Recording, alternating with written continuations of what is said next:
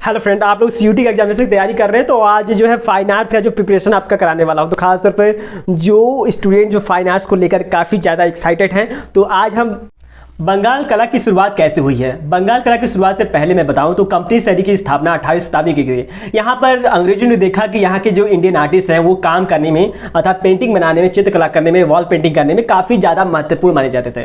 तो उन्होंने क्या किया, इनसे जो है कमीशन वर्क कराना शुरू कर दिया था।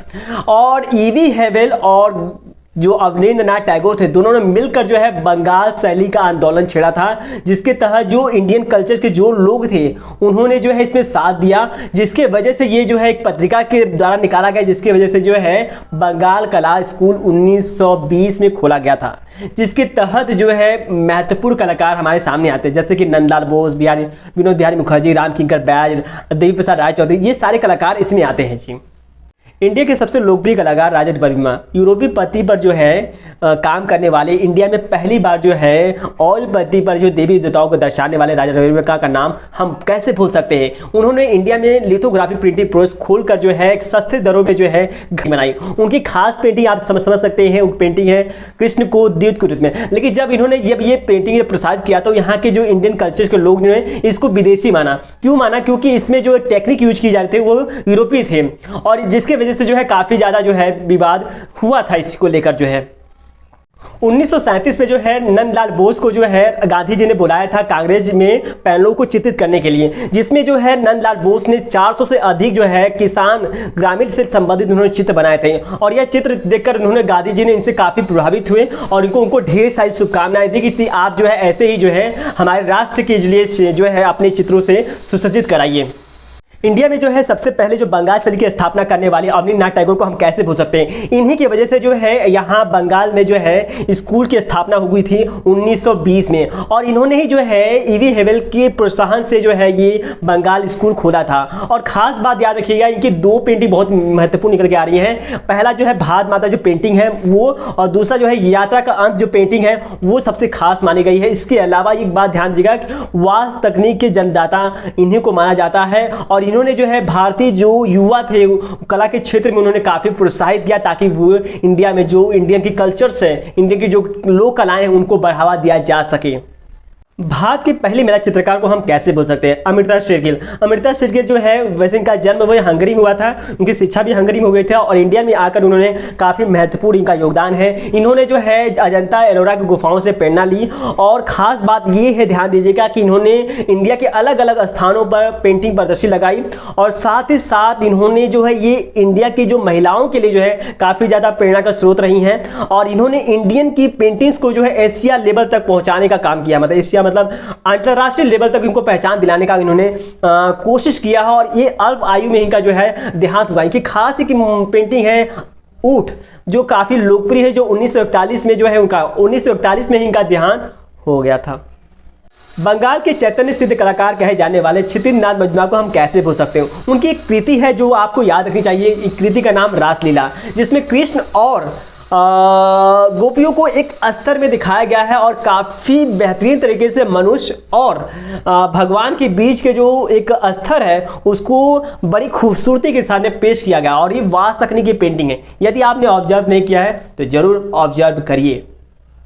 मकबूल फिदा हुसैन के बारे में आपने जरूर जाना होगा, क्योंकि फिल्मों के पोस्टर से अपने जीवन की शुरुआत किया है, और खास तौर पर इनकी दो कृतियां हैं, इनको याद रखिएगा। एक जो है एक फार्मर फैमिली, और दूसरा जो है एक जो है मदर टेरेसा। मदर टेरेसा की ऐसी पेंटिंग है जो अंतर्राष्ट्रीय पहचान बनाने वाली है, जो पिएटा से जो है थोड़ा सा मैच खाती है, थोड़ा सा प्रभावित है उसमें जो है, आप ये समझ सकते हैं। अहमद हुसैन के बारे में ध्यान दीजिएगा कि वो प्रोग्रेसिव ग्रुप के भी जो है उसमें शामिल रह चुके हैं। इंडिया में बहुत सारे ऐसी पेंटिंग्स में जो है घोड़े का दृश्य दिखाने वाले इस महत्वपूर्ण कलाकार को आप जरूर याद रखिए। 6 खास मूर्तियों के बारे में जानना न भूलें। सबसे 6 मूर्ति में सबसे फर्स्ट मूर्ति हम लोग जो है स्वयं की विजय सबसे खास मूर्ति है, इसको हम कह सकते हैं जो देवी प्रसाद राय चौधरी की है। संथाल परिवार जो कंक्रीट से बनाई गई है, जो राम किंकर जी की सबसे खास कृति मानी जाती है। नेक्स्ट जो है प्रदोष झा जी का जो है जुड़वा ब्रांच जो एक कृति है सबसे खास मानी जाती है। इसके अलावा क्राई अनहर्ड जो नाम की एक मूर्ति है, और उसको हम कह सकते हैं वो अमरनाथ सरगल ने बनाया है। एक गणेश की मूर्ति है जो एक पतले सपाट जो है मेटल से बनाया गया है, जिसको हम कह सकते हैं जानकी राम। और एक रूस के जूटों से, मतलब जूट के रूस से जो बनाया जाने वाला एक वंशरी जो है, जिसको जंगल की देवी कह सकते हैं, जिनको मृदलानी मुखर्जी ने बनाया था। तो ये जो 6 मूर्ति है ना, ये जो शिल्प है ना, ये खास है, इनको अवश्य याद रखिए। यदि हम छापा कला और प्रिंटिंग मेकिंग के कलाकारों के बारे में बात करें तो ये इसको ध्यान देना होगा कि इसकी शुरुआत जो है आधुनिक कलाकारों ने जो है राजनीतिक समस्याओं को प्रदर्शित करने के लिए बनाया था खासतौर पे। अब जब बंगाल में अकाल पड़ा था तो चित्त प्रसाद जी जो है सोमनाथ होरे ने 2 कलाकारों ने मिलकर जो है गाँव और शहरी को अकालीन प्रदर्शन बहुत ही ईजी तरीके से उन्होंने किया था।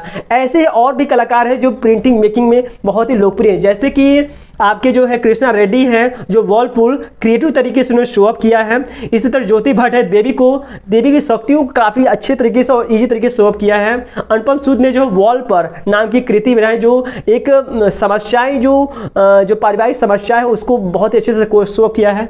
उसे लक्ष्मा गौड़ है जो रूरल साउथ मैन वुमेन्स को जो है काफ़ी ईजी तरीके से शो अप किया। तो ये ऐसे प्रिंट मेकर कलाकार हैं जिन्हें छपा के जरिए जो है अपनी पहचान बनाई है, जिनको आप याद रख सकते हैं। बंगाल के सबसे लोकप्रिय कलाकार, एक ऐसा कलाकार जो गांव में घूम करके लोगों की लोक कलाओं से जो है प्रभावित होकर उसने अपनी कला बनाने स्टार्ट किया था। मैं जिनकी बात कर रहा हूँ यामी राय। उनकी कैरियर की स्टार्ट उन्होंने पोर्ट्रेट से किया था, लेकिन जब इन्होंने देखा कि हमारे समाज में लोक कलाओं का प्रश्न बहुत ज़्यादा है तो उनको बहुत ही सरलता के साथ उन्होंने जो है लोगों के सामने प्रस्तुत किया। यही ऐसे कलाकार हैं जो लोक कला के जो है पुनर्जागरण के पिता कहे जाते हैं। इन्होंने जो है भारतीय जो समस्याओं को, भारतीय नारियों को और भारतीय कला संस्कृतियों को और इतने सरल तरीके से और जितने ईजी तरीके से दिखाया है कि इनकी जो कलाकृतियां हैं और आम लोगों के लिए काफ़ी ज़्यादा जो है प्रेरणा का स्रोत मानी जाती हैं। तो इस यामी राय को आप याद रख सकते हैं। इनका एक ब्लैक हॉर्स नाम की कृति है जो काफ़ी मशहूर मानी जाती है, जो 1940 की है। भाग का कोई एक ऐसा कलाकार है जिन्हें कविताएं करते करते वो चित्र बनाता है। मैं उस कलाकार की बात कर रहा हूँ, रविंद्रनाथ टैगोर। भाग के ऐसा कलाकार जो वृद्ध अवस्था में जो है पेंटिंग बनाना स्टार्ट किए हैं और उन्होंने अपने हाथों में जो है स्याही के माध्यम से, उंगलियों में स्याही में लुपेट कर उन्होंने नारी जैसा चित्र को काफ़ी बेहतरीन बनाया। एक डूडल नाम की कृति है जिनकी खास कृति है। एक यही ऐसा एक पर्सन है, इंडिया के पहला व्यक्ति जिन्हें नोबेल प्राइज मिला है, एक यही व्यक्ति हैं। और कविताओं के क्षेत्र में, चित्रकारी के क्षेत्र में, लेखन और कवि के क्षेत्र में ये काफ़ी ज़्यादा मशहूर है और इंडिया के मॉडर्न आर्टिस्ट को कहना नहीं भूल सकते, क्योंकि मॉडर्न आर्ट के पिता भी कह सकते हैं इनको जो है इंडिया के जो है। इन्होंने पेरिस में, इंडिया और बम्बई में अलग अलग जगहों पर उन्होंने चित्रकला प्रदर्शन किया। लगभग जो 2500 के आसपास उन्होंने पेंटिंग बनाया है। और ये रविंद्रनाथ टैगोर इंडिया के ही नहीं अपितु अंतर्राष्ट्रीय लेवल से काफ़ी चर्चित कलाकार है।